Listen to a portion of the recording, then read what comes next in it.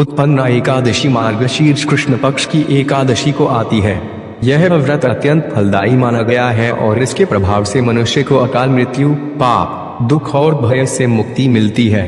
इसकी पौराणिक कथा इस प्रकार है। उत्पन्ना एकादशी की कथा बहुत समय पहले की बात है। स्वर्गलोक में मुर नामक एक अत्यंत पराक्रमी और दुष्ट असुर रहता था। वह देवताओं को सताता था और बार बार स्वर्ग पर आक्रमण कर देता था। उसकी शक्ति इतनी प्रबल थी कि देवता भी उससे भयभीत रहने लगे। अंत में सभी देवता भगवान विष्णु जी के पास पहुंचे और बोले, हे प्रभु, मुर असुर ने तीनों लोकों में आतंक मचा रखा है। हम सब उसकी शक्ति के सामने असहाय हो गए हैं। कृपया हमारी रक्षा कीजिए। भगवान विष्णु जी देवताओं की रक्षा के लिए तत्पर हुए और मुरासुर से युद्ध करने पहुंचे। दोनों के बीच वर्षों तक भयंकर युद्ध चलता रहा।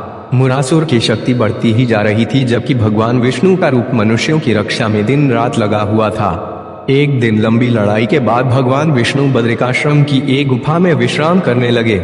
यह देखकर मुर असुर उस गुफा में घुस आया और सोते हुए भगवान पर आक्रमण करने ही वाला था कि उसी क्षण वहां एक दिव्य शक्ति प्रकट हुई।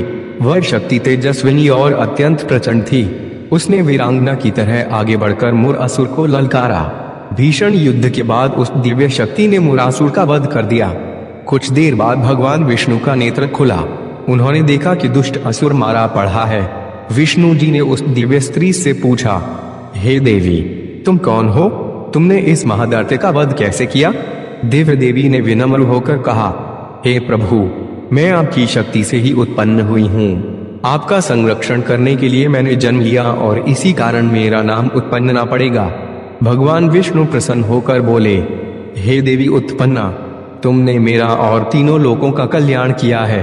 अतः आज से जिस दिन तुम प्रकट हुई हो वह एकादशी उत्पन्ना एकादशी कहलाएगी। जो मनुष्य इस व्रत को श्रद्धा से करेगा उसे सारे पापों से मुक्ति मिलेगी और परम पद की प्राप्ति होगी।